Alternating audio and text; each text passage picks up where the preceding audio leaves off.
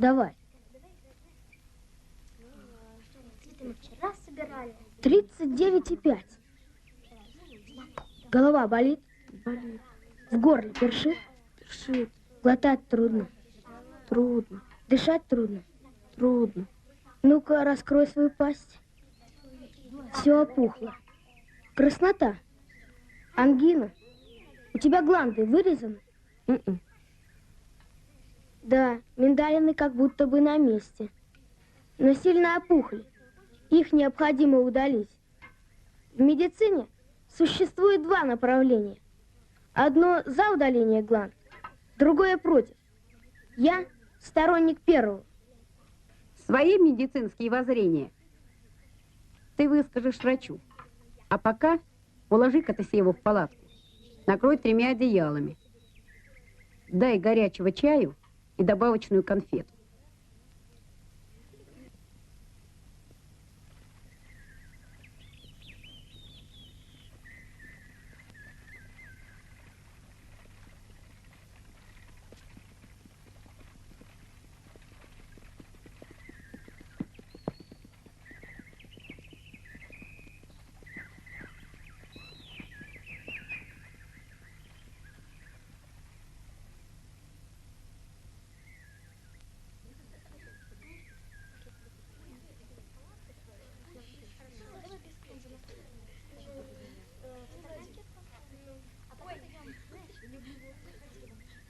Открой рот. Ну, язык, язык. Закрой. Ангина у вашего больного.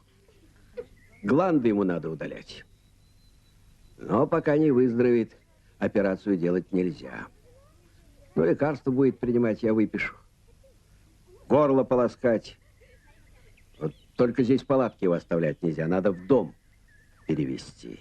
Куда ж я его положу? Его дом в Москве.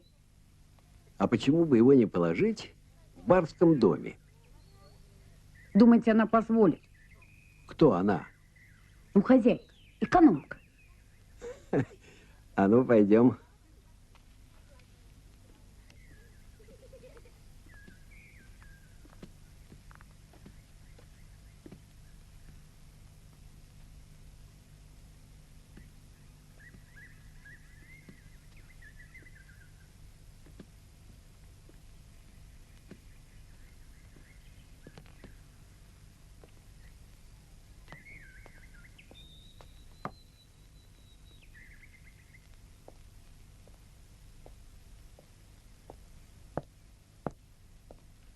Софья Павловна, вот у этих молодых путешественников заболел мальчик ангиной. Ну, в палатке ему лежать больше нельзя. Прошу вас дать ему приют.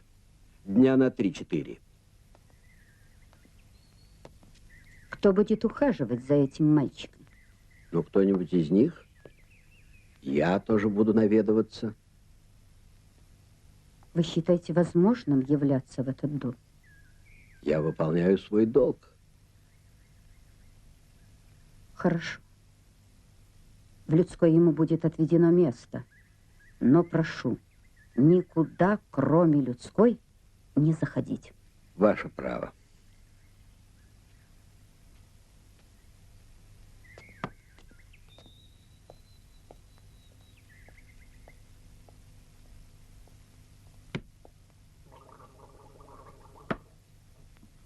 Бяшка, тут все лекарства перепутаешь. Старуха сейчас дома. Когда она уйдет, можно будет проникнуть в дом и рассмотреть все как следует. Доски плохо приколочены. Если их толкнуть, они отвалятся.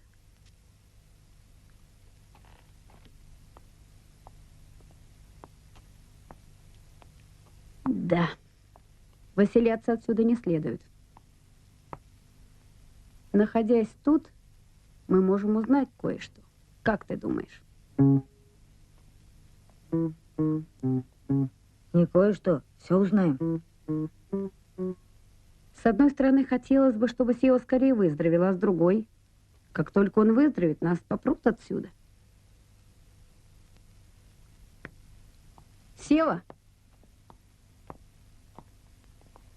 как ты себя чувствуешь? Лучше. Надоело мне лежать. Завтра встану. Только попробуй.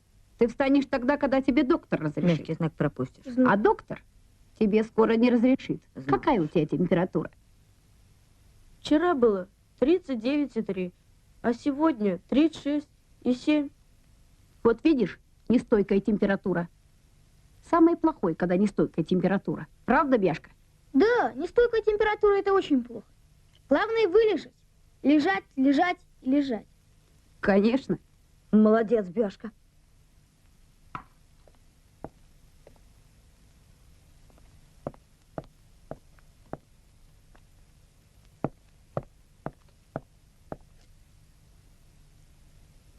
Скоро выздоровеет ваш больной. Ему уже лучше. Он завтра встанет. М.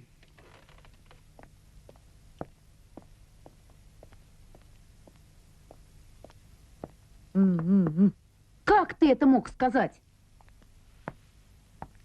Откуда ты знаешь, что Сева завтра встанет?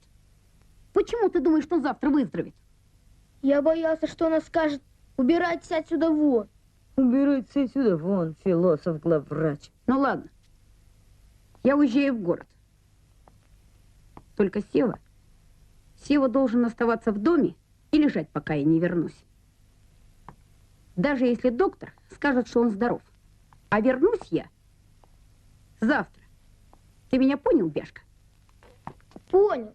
Правда, не все.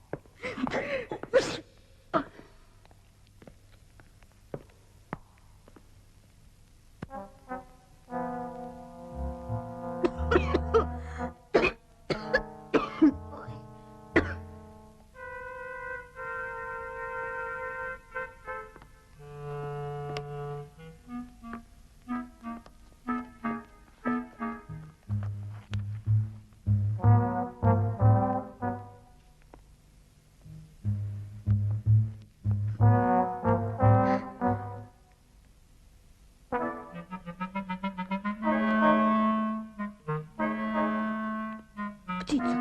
Где? Не она. Такая же.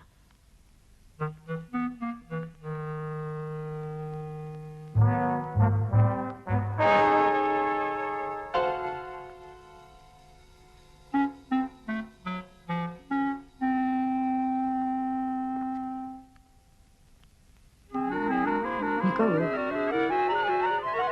Угу. Темновато. Осторожно, окно.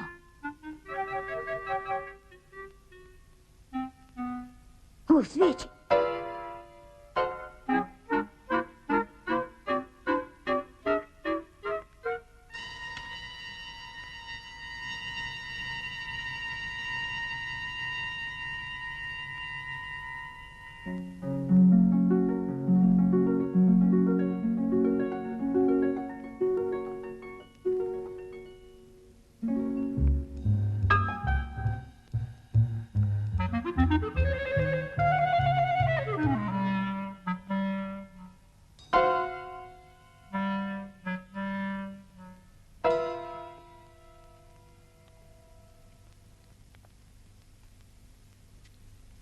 Ну что? Славка не мог ошибиться. Он точно видел, что графиня открывала эту птицу. А может, никакого тайника здесь нет?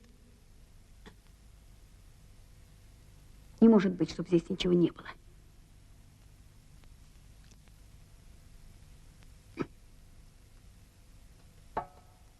Ага. Ну, дай мне попробовать. Вот увидишь, я в раз найду.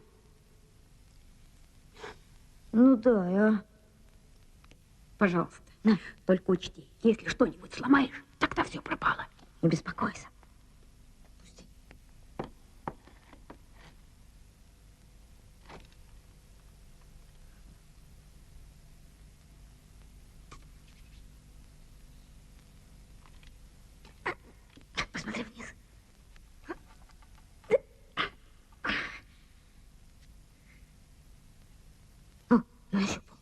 сломаешь.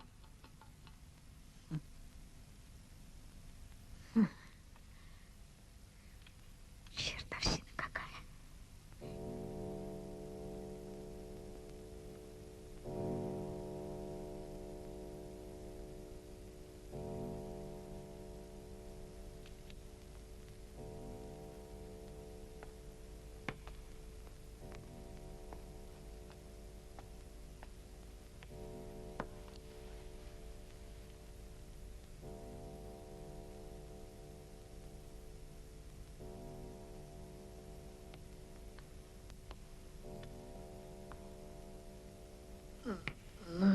Давай спать по очереди.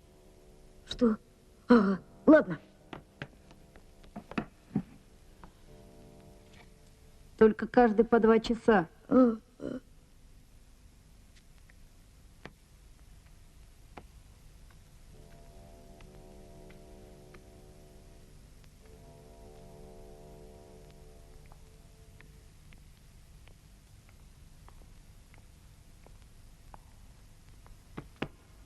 Генка! Генка! Давай вставай.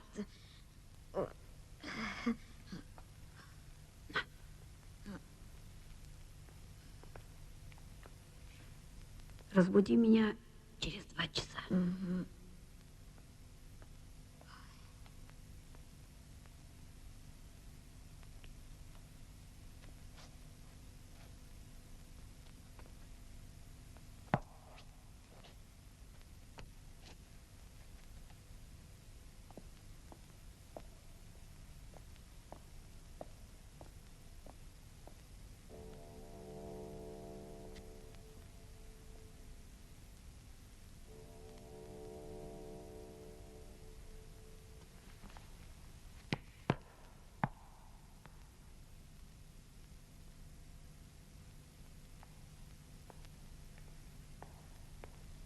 Генка!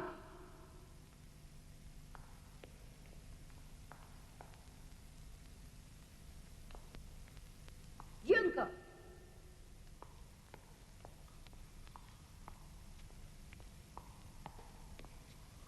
Генка!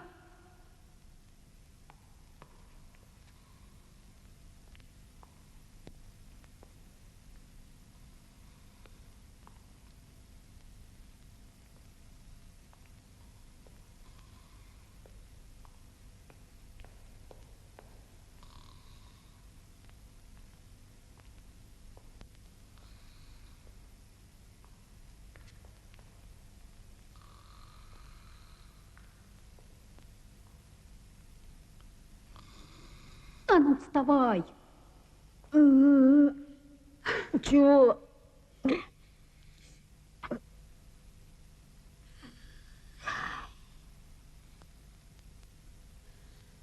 Все равно сюда никто не придет. А будешь ходить, шаги могут услышать. А если бы пришли? Зато хорошо выспались. Только есть охота. Почти сутки ничего не жрали. Сутки без еды это не страшно. Зато не открыли тайник. А время уже 8:30, а музей открывается в 9.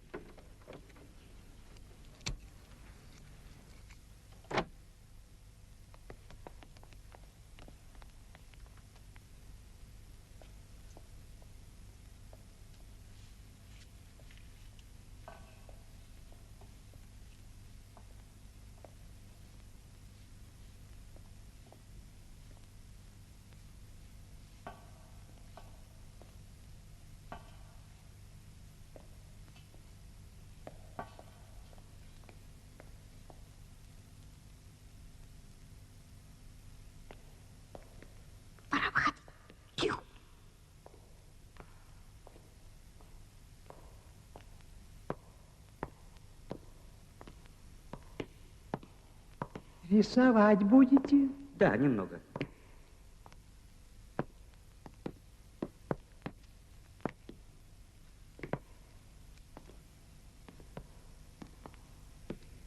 Прикажете стульчик? Спасибо. Не беспокойся, иди по своим делам.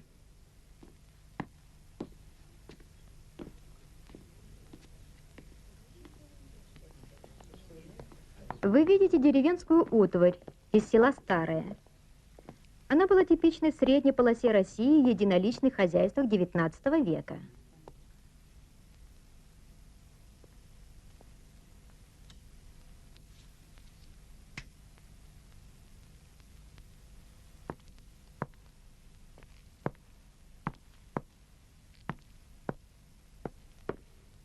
Всего хорошего. Счастливо оставаться. Спасибо. Благодарю. И вам счастья желаю.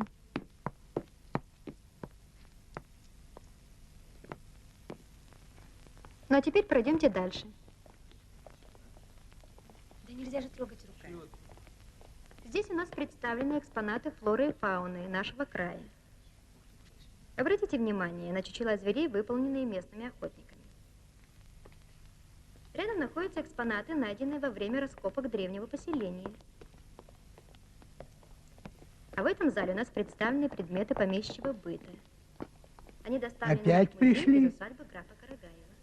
Да, в субботу не успели все закончить. Только в этот зал все и ходят, и ходят. Произведения живописи. Сейчас все изучают помещичий быт. Вот и ходят. А? Помещиков давно-то нет, а все интересуются. Старорежимный Сейчас старикашка. пройдемте в следующий зал.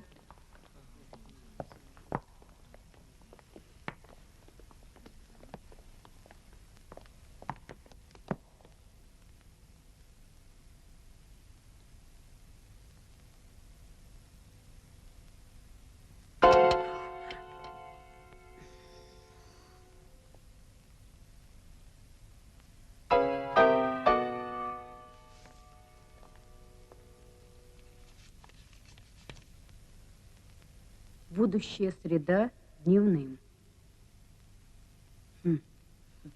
Дневным? Среда. Скорей.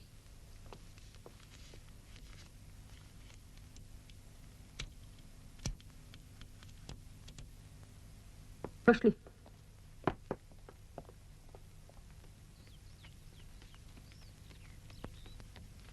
Будущая среда дневным. Ведь Кузьмина тоже убили в среду. А ну-ка посчитаем. Какого числа его убили? 17-го. А будущая среда когда? 31 минус 14. Точно, в среду. Если тайник есть в маленькой птице, почему бы ему не быть большой, той, что стоит в усадьбе? А? Надо проверить. Конечно, надо. Но как? А если нас к тому времени выгонят из людской? Кто нас выгонит? Ведь Сева уже здоров. Температура нормальная. Он еще вчера хотел встать. Но я его уговорил лежать до вашего приезда из города. Если Сева уйдет из людской, мы пропали. А пусть тело лежит, и все. Приказ есть приказ.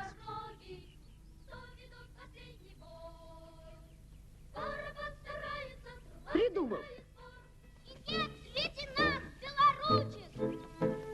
Ты гори, гори, мой костер, мой товарищ, мой друг, мой попутчик. Ты гори, гори, мой Пешка! костер, мой товарищ, Пешка! друг, мой попутчик. Да подожди ты! Яшка несчастная! Если тебе вожатый говорит остановись, это тебе, а не столбу. Бяшка, у тебя, как у заведующего медицинской частью, могут возникнуть какие-нибудь идеи, а? Какие такие идеи? Не понимаю. Не понимаешь. У самого мать врач, отец художник, а он, видите ли, не понимает. Я тебе 100 раз говорил. Оставь в покое моих родителей. Я вот что хотел сказать. Мы спохватываемся, когда уже кто-нибудь заболевает. Вот как Сева. А по правилам медицины мы должны предупреждать болезни. Я все время говорю о профилактике. А ты же первый меня не слушаешь. Ну, хорошо, хорошо. Теперь тебя все будут слушаться. Смотри, ребят, если заметишь кого-нибудь подозрительного, то сразу клади в людскую. Завтра вызовем врача. Только хорошенько осматривай. Не беда, если вместо больного положишь здорового. Лучше ошибиться в эту сторону, чем в другую.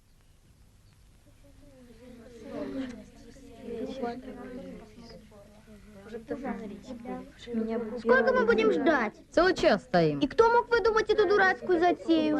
Известно кто. Бяшка несчастная. Изображает из себя доктора. А что я могу? Это же профессор. А что я могу сделать, если на весь лагерь только 1 градус? Вот сейчас Наташа измерит, а потом следующий. А ну, открой рот. Да раздвинь пошире свою пасть. Да.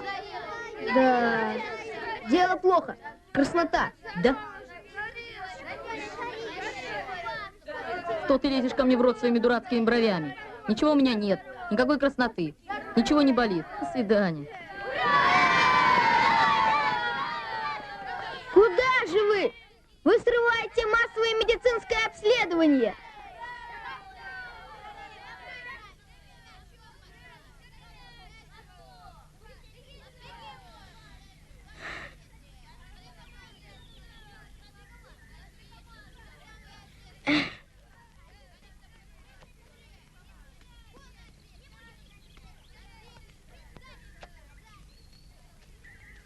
Никто не хочет обследоваться.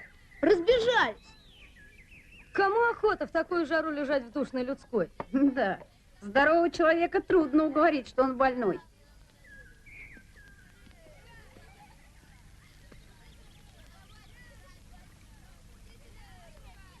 Послушай, Бешка.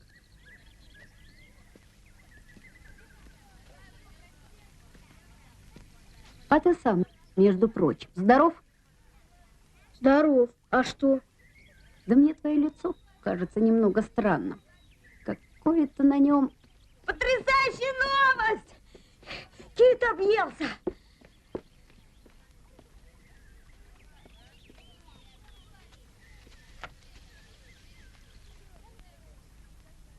Ох, Заболел. нет, просто так. У меня это часто бывает. Туда сколько раз бегал? Не знаю, раз или 2. Врешь, я сам видел. Туда раз 10 бегал. Не обманешь. У меня небольшое расстройство. Я немного переел. Ничего страшного. Чем ты объелся? Сливами. Неспелыми сливами? Так это же дизентерия, обяжка. Именно. В людскую его. Вместо севы. Завтра приедет доктор и разберемся.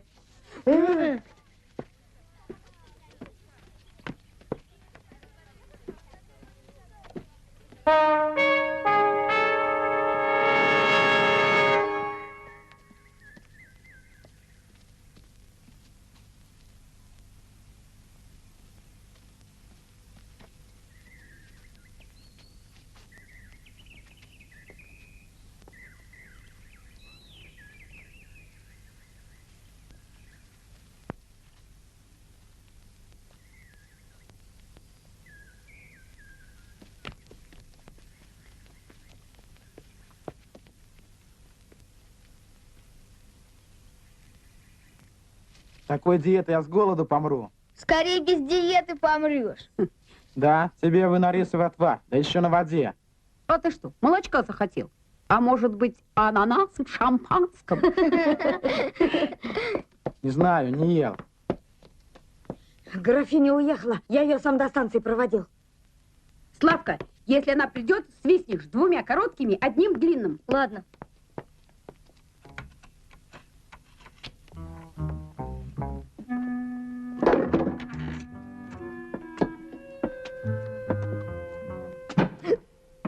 Ой, спираль проклятая. Вертись тут волчком.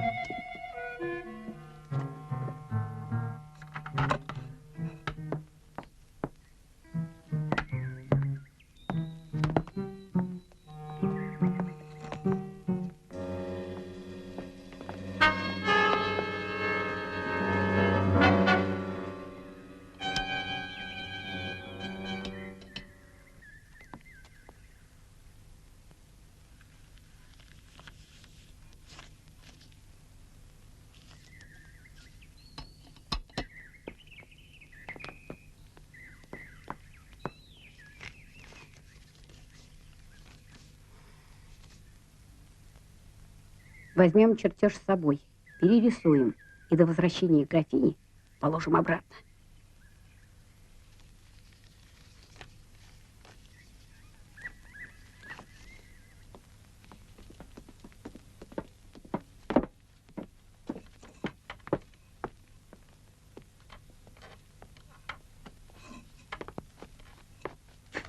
Славка, пошли с нами.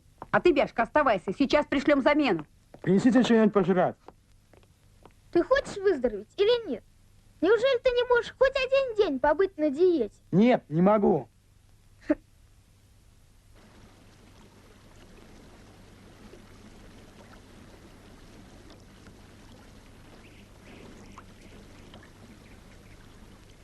Итак, поздравляю.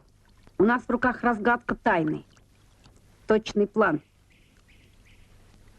В правом верхнем углу рисунок бронзовой птицы. Сам он обозначает всего лишь графский герб. Все в порядке, можно хоть сейчас отправляться за кладом. В порядке. А что обозначает 1? В каких единицах? В верстах. Раньше все обозначали в верстах. И в аршинах, и в саженях. Чудак ты. Если бы в аршинах или в саженях, тогда бы это было рядом с домом. А здесь нарисован лес. А лес отсюда как раз в 4 верстах.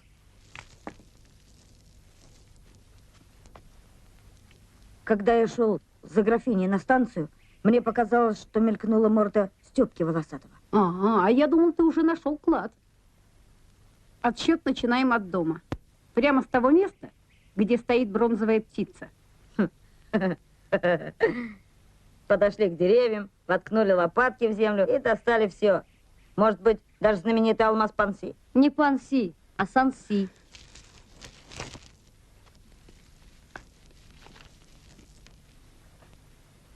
Нет, я определенно видел Хромова. И те типы в лесу роют. А графиня-то, графиня, бережет чертеж. Ждет, когда свергнут советскую власть и приедет ее графин. А чертеж-то у нас, а не у лодочника. Что же это ты, генастый? В гробу не побоялся спать, а тут... Графиня знает о чертеже. А значит, знают лодочник и те парни. А ведь они-то и копают в лесу. Она их водит за нос, неужели непонятно? Мы ведь сами видели, как лодочник следит за графиней. Значит, он ей не доверяет. А почему? Потому что она все время показывает ему не те места. А почему она сама не выкопает? Разве такая старуха справится?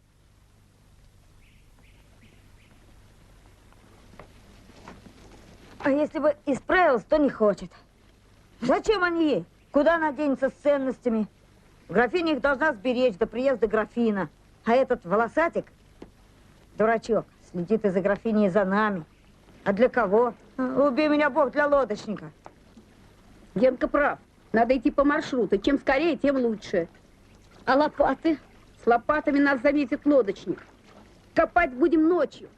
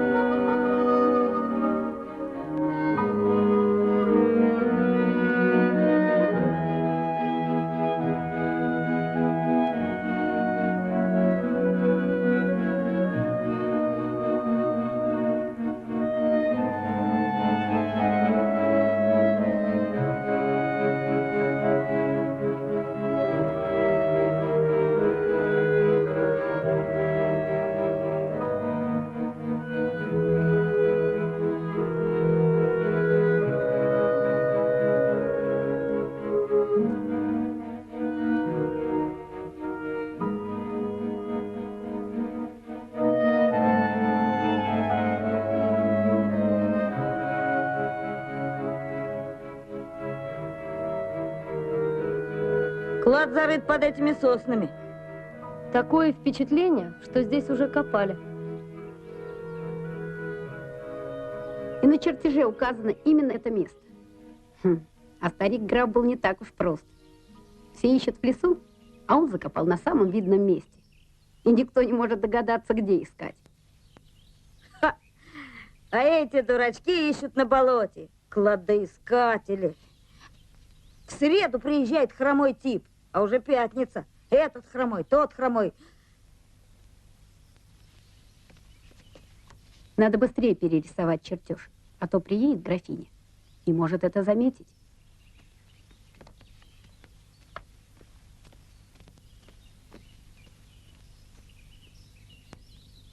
А рыть когда?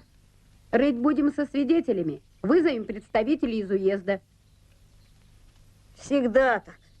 Проводим работу, свою жизнь подвергаем опасности. Приходит чужой дядя и пожинает лавры.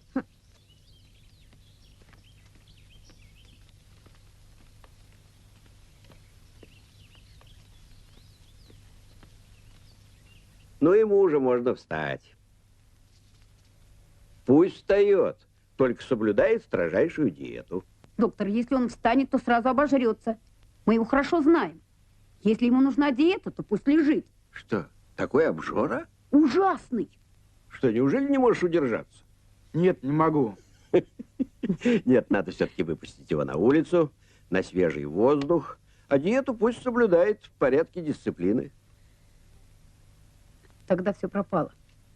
Что пропало? Да. Вообще, понимаете, он обратно заболеет, а положить его будет некуда. Графиня уже в людскую не впустит. А в палатке, вы сами говорите, больному нельзя лежать. Ну. Больному место всегда найдем, а лежать ему уже хватит. Можно встать? Хватит. Да. Эй, Бешка, что там на обед? Обжора.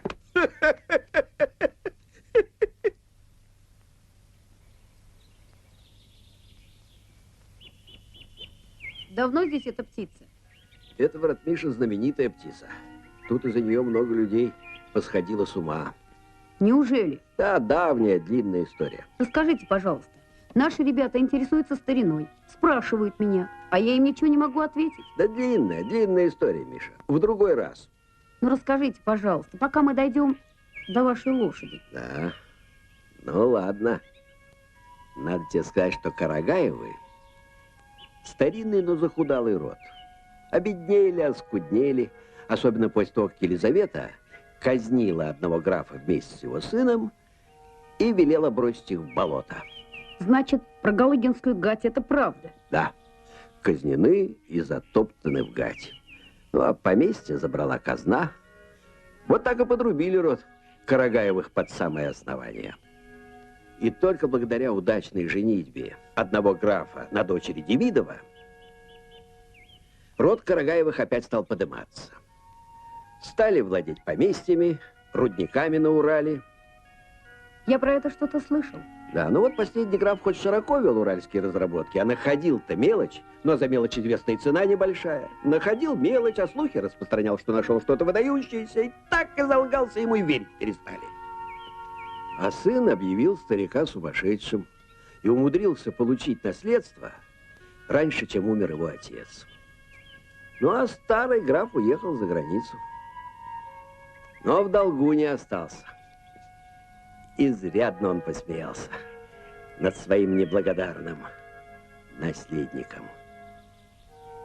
Довольно неприглядную роль во всем этом деле сыграла вот эта особа.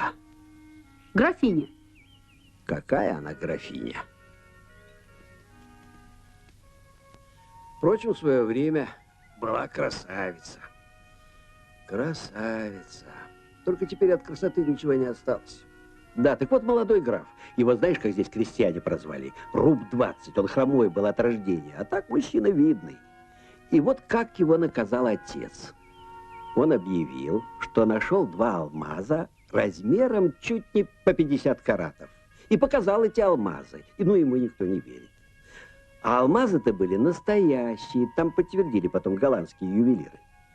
И вот старик граф пишет сыну письмо приблизительно такого содержания.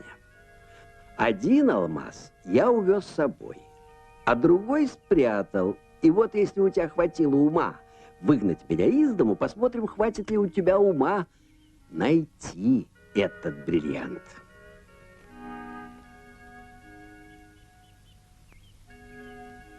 Спасибо.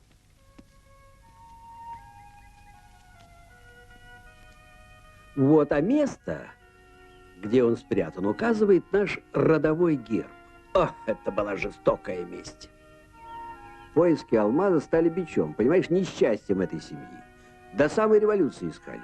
Все перерыли, перессорились, с ума посходили, понимаешь, перестрелялись. И не нашли? Нет, ничего не нашли. Но ведь граф писал, что это связано с родовым гербом. Что он имел в виду? Что имел в виду? Герб. Вот этого самого орла. В этой бронзовой птице внутри тайник.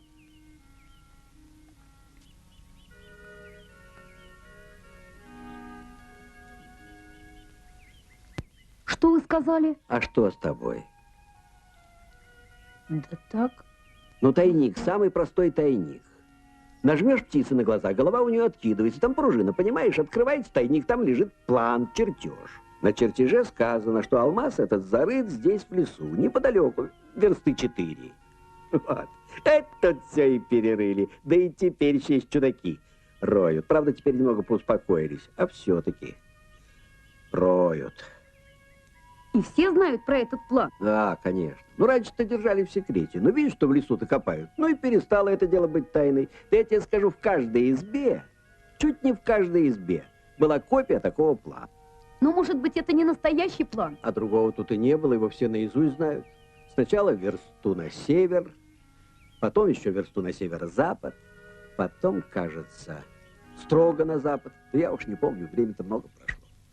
Даже частушку сложили про этот план. Версту пройдешь, алмаз найдешь. Другую пройдешь, бриллиант найдешь. Третью пройдешь, ничего не найдешь. Что-то в этом роде. Ну вот, Миша. И вся история. Ладно.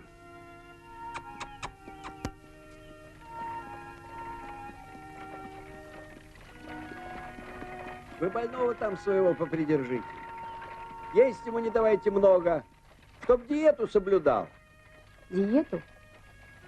Да, конечно.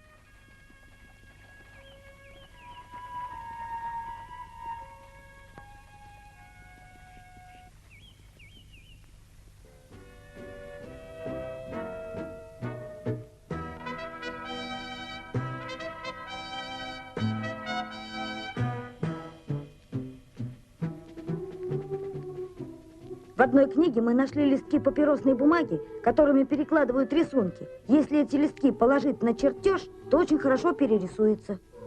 А всего в этой книге 3 таких листка. Хорошо бы сделать 3 копии, тогда бы у нас у каждого было по чертежу, на всякий случай потери. В таком опасном предприятии бывают всякие неожиданности. Сейчас темно. Чертеж мы перерисуем завтра утром, когда все уйдут в деревню. А меня и Генку надо будет завтра освободить от работы в клубе.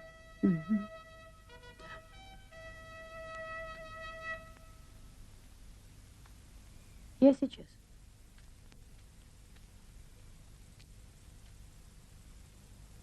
Нажимаешь птице на глаза, голова у нее и откидывается. Чуть ли не в каждой избе была копия такого чертежа. Ну зачем такая точность? Ведь мы уже даже место знаем. Не будь педантом. Зачем такая скрупулезность? Раз-раз и готово. Зачем птицу перечерчиваешь? Она нанесена, значит, я должен перечерчивать. Вот именно. С птицей больше всего возни. Остальное все просто. Линии, углы, повороты. Смотри, она нарисована хоть и мелко, но тщательно. Знаешь ты, сколько с ней провозишься? А зачем? Она нарисована только условно, просто как герб. Делай, как знаешь. Но на чертеже, который ты будешь делать для меня, не изображай орла. Не нужен он мне. Зачем ты его заштриховываешь? Потому что на чертеже заштриховано. Но ведь же он не весь заштрихован. Правда. Это я из-за этой бумаги прошляпил. Плохо видно под ней. Придется переделывать. Какая разница, заштрихован он или нет? Хорошо, отдай испорченную копию мне, а на остальных можешь рисовать что угодно.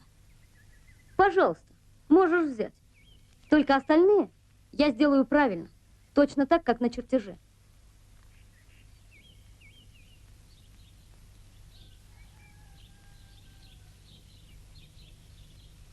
Подбери живот. Носки убери. Боже мой, в такую жару и в валенках. Равнение налево. За мной. Шагом марш.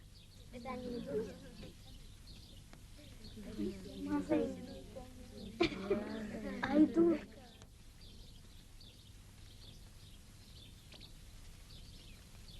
Стойте! Ну как вы ходите?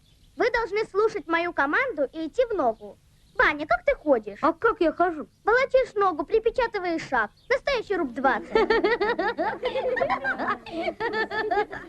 Молодой граф, он хромой был от рождения. Молодец, Зина.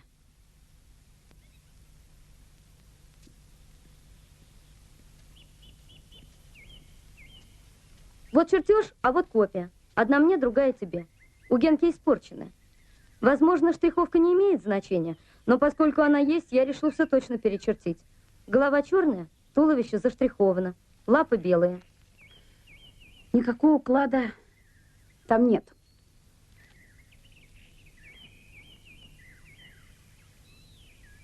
Чего уставились? Нет там никакого уклада. А графиня, надеюсь, есть? Никакая она не графиня. А чертежи имеются в каждом деревенском доме. Мне об этом доктор рассказал. Лес уже так перерыт, что на нем живого места не осталось. И если алмаз существует, то надо искать только не в лесу. Возможно, графиня и тот хромой, которого мы видели в музее, знают место. Кстати, тот хромой, вероятно, графский сын Карагаев. Тот тоже хромал. Точно. Если бы графиня знала, где спрятан алмаз, то давным-давно бы вырыла его. Графский сын тоже ничего не знает. Да. Никто не знает, где зарыт алмаз. Никто не сумел разгадать загадку старого графа. Дело может быть не в чертеже, а в орле. Почему орел по-разному раскрашен? Между прочим, Коля Севастьянов считает, что это не орел, а гриф. Вернее, он сказал, что у птицы голова грифа. Голова может быть. А во всем остальном это орел. Не беспокойтесь. Уж кто-кто, а я-то знаю. И утверждаю, это самый обыкновенный орел. Правда, немного больше степного. Значит, беркут. Беркут, халзан. Что бы ни было, другого выхода у нас нет.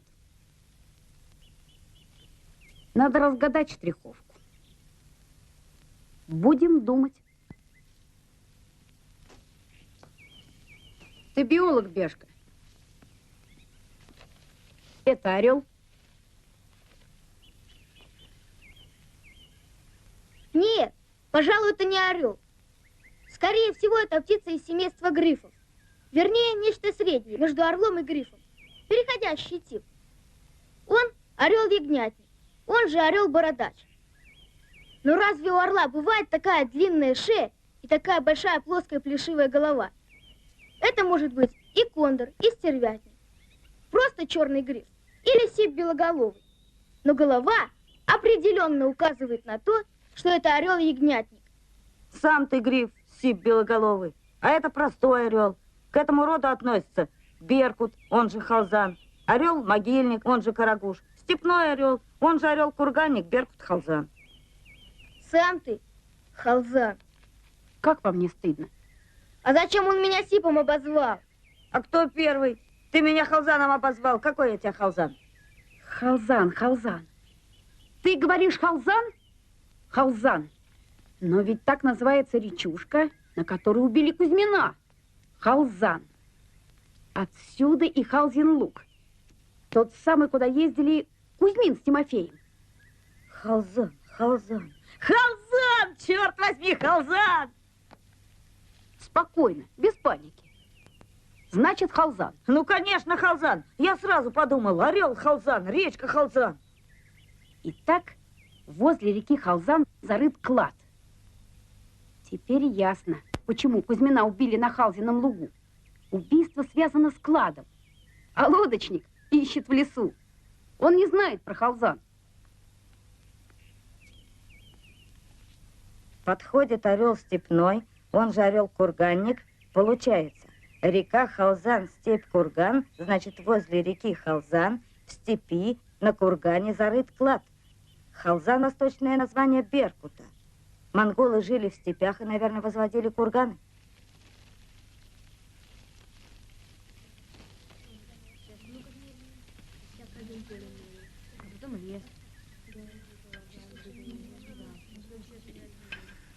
Отвоевали усадьбу. А как же старуха? Я ей предложил работу у нас в коммуне. Если хочет, пусть остается. Она просила нас не заселяться до четверга. Четверг послезавтра. Один день мы можем подождать. А почему до четверга? Зачем ей нужен завтрашний день? Говорит, хочет убрать какие-то свои вещи. Да? А что тебя смущает в этом? Да так, ничего. Слушай, Коля, а если бы приехал старый владелец усадьбы, он бы мог помешать коммуне? Как он может помешать? Усадьба конфискована и принадлежит государству. А Серов самый обыкновенный взяточник. Ерофеев и кое-кто еще не хотели коммуны. Они понимали, что придется отдать землю, которую незаконно захватили. Вот и подкупили Серова. За взятку он дал эту охранную грамоту, хотя никакой исторической ценности усадьба не представляет. Вообще-то Серова уже прогнали. И все же Ерофеев будет мешать коммуне. Посмотрим сегодня.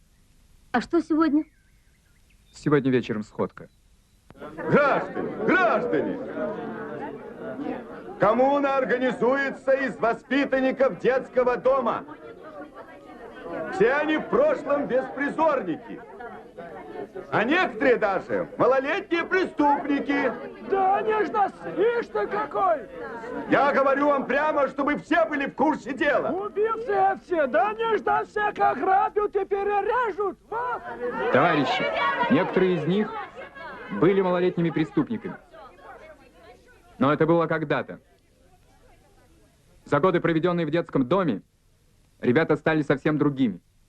Они овладели разными профессиями, знают и любят свой труд, научились уважать коллектив. Короче говоря, я ручаюсь за каждого. И вот увидите, у вас с коммунарами будут самые лучшие отношения. Вы не будете на них в обиде. Но я надеюсь, что и коммунарам не придется обижаться на вас. Ну, говори.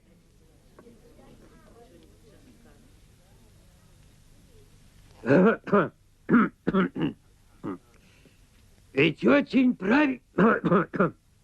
правильно сказал товарищ представитель насчет ребятишек. И мы тоже хотим, чтобы все было по-божески, по справедливости. Чтоб, значит, и нас никто не обидел, и мы, чтобы, никого не обидели. А вот насчет земли товарищ представитель ничего не сказал. А как же с землей-то будет? Ведь вот вопрос. Кому не отойдет та земля, которая принадлежит государству, и которой незаконно пользуется гражданин Ерофеев? Ха! Незаконно. Разве вам, гражданин Ерофеев, полагается владеть почти сотней десятин земли? Не я, а все общество пользуется. Ты чего на нас показываешь? Мироед. И владеем по закону. На то у нас и бумага из губернии есть. Нам известно, сколько стоила вам эта бумага. Нам про то ничего не известно. Значит, будет известно. Вопрос ясный. Быть здесь в трудовой коммуне из числа бывших беспризорных товарищей. Орел обозначает реку Халзан. Его голова — скалу на Халзане. А лапы могильника — могилу на скале, понимаешь? Халзан, скала, могила.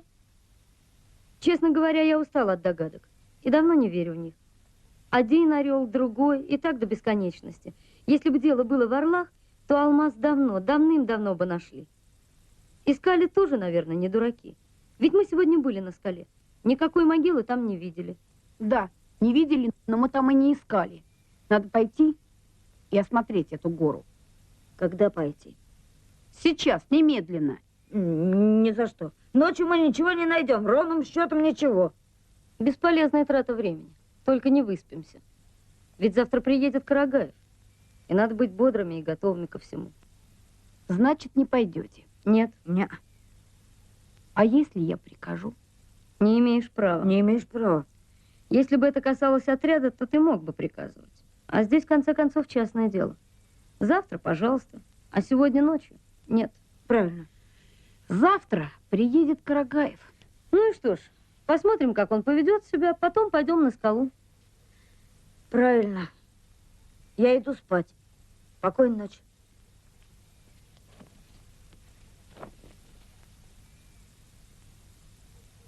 Ладно, черт с вами.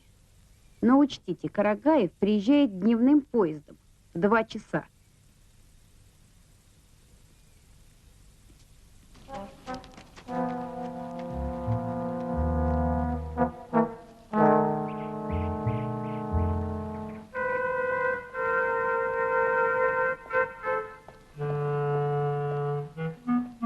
Он согласен. Сколько людей? Он и еще 2 в лесу. Когда смогут быть на месте? Через 3 часа. Пусть будут через 2. Хорошо, передам. С ломами и лопатами. Хорошо. Я им уже отправила 2 мешка инструментов. Только, Алексей, я хотела вас предупредить. Лодочник вас подозревает. В чем? Ну, с этим самым Кузьминым. Откуда он знает, что я — это я? Возможно, что он этого и не знает. Но он сказал, Кузьмина убил человек, с которым вы встречались в музее.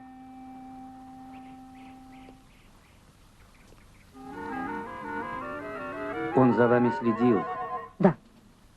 Он понимает, что я от него скрываю настоящее место. Он опасный и очень опасный человек. Я сам опасный. Алексей, с этим Кузьминым как получилось? Я с ним столкнулся, лицом к лицу. Он меня узнал, мог выдать. Что оставалось делать? Одним мужиком меньше на свете. Рыбалина освобождают. Против него нет улик. Но их нет и против меня. Надо быстрее кончать с этим делом и сегодня же. Ты чего? Вытащи кирпич. Кирпич грудь пронзил.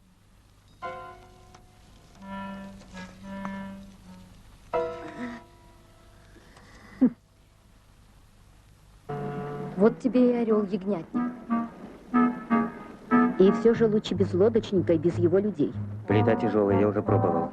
Одному не одолеть. Можно позвать других. Например? Ерофеева. Еще кого-нибудь. Нет. Я предпочитаю бандитов.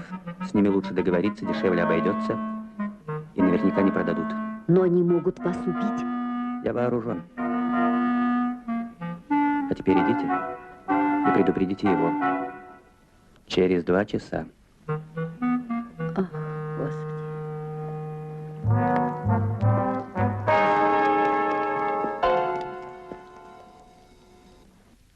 В общем, так. Убийца здесь.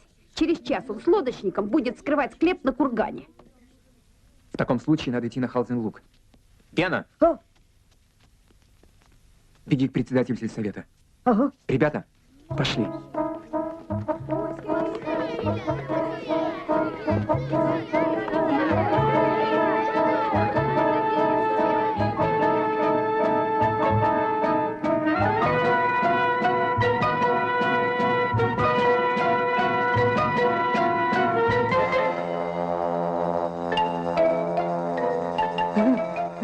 Ну что? Что? Кто Что?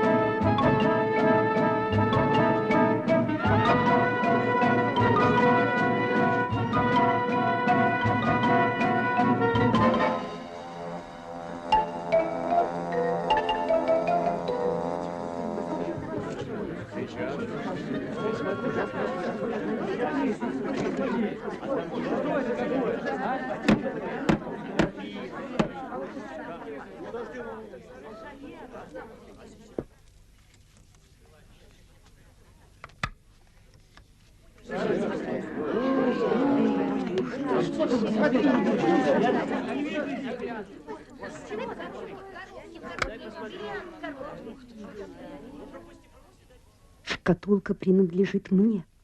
Возможно. Дайте мне ее. Я не могу вам ее отдать. Она будет сдана органам власти. А уж затем вы сможете предъявить на нее свои права.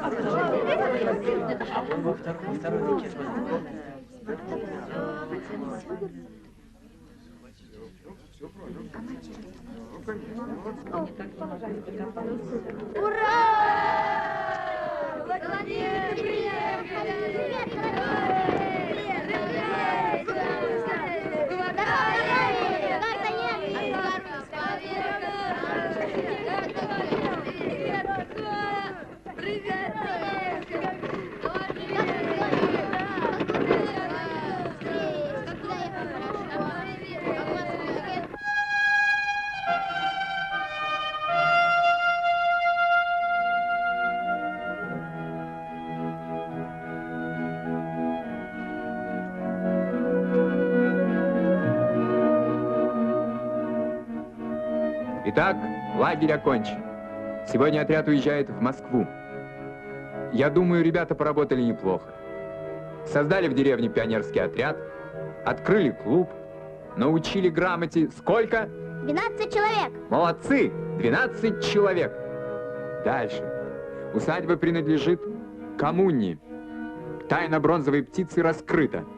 Но главное, мы сумели оправдать невинного человека Тимофея Рыбалина. Надо, чтобы все деревенские ребята стали пионерами.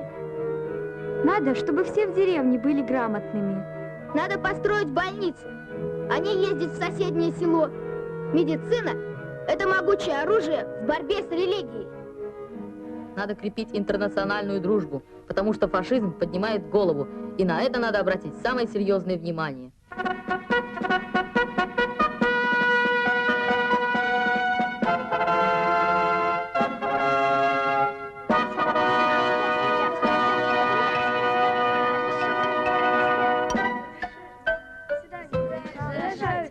Ton nek